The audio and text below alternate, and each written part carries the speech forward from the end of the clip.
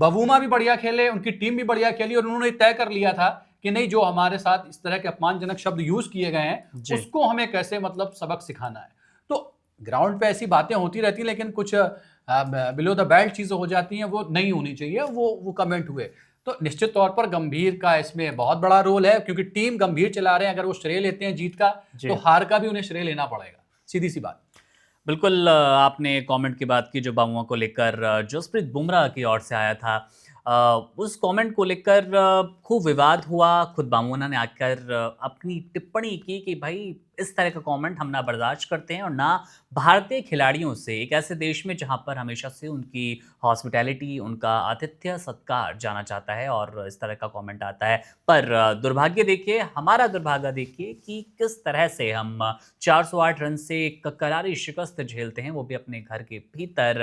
हो सकता है कि ये स्लेजिंग, आसिफ जी, वो बौना कहना हो या फिर दूसरे शब्दों का इस्तेमाल, जीत के बाद अच्छा लगता, सोशल मीडिया पर ज्यादा चमक चाहती। लेकिन इस हार के बाद कहीं ना कहीं, जैसा कि आपने जिक्र भी किया, इस कमेंट का अतिरिक्त दबाव टीम इंडिया पर है, बुमराह पर।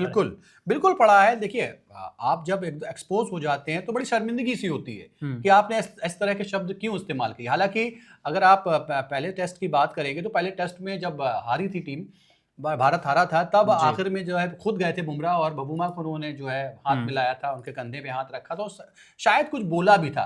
तो कहीं ना कहीं उनको भी ये चीज कचोट रही थी कि यार शायद मुझसे गलती हुई है और मुझे इस चीज की माफी मांगनी चाहिए, उन्होंने ये बात कही। लेकिन ये आपके मोराल को डाउन भी करती है, और फिर जब आप देखते हैं कि सामने वाले जिसको हम ये ऐसे बोल रहे थे वो चौके पे चौके लगा रहा है, जीत भी गया है, तो आपका मोराल और भी डाउन होता है। खैर, ये चीजें ऐसा होती रहती हैं, लेकिन टीम, सबसे बड़ी बात वही आ जाती है टीम के प्रदर्शन पे। अक्षर पटेल को आप बाहर कर देते हैं। अक्षर पटेल को मैं विश्व ऑलराउंडर मानता हूं, नंबर 1 का। नीतीश को लाना उसकी जगह। हाँ, नीतीश की जगह आप अक्षर पटेल को रख सकते थे। आप, उनकी गेंदबाजी भी बहुत सटीक रहती है तीनों फॉर्मेट में अक्षर पटेल जो है, आप अक्षर पटेल को बाहर बिठा देते हैं और आप नीतीश रेड्डी को अंदर ले आते हैं।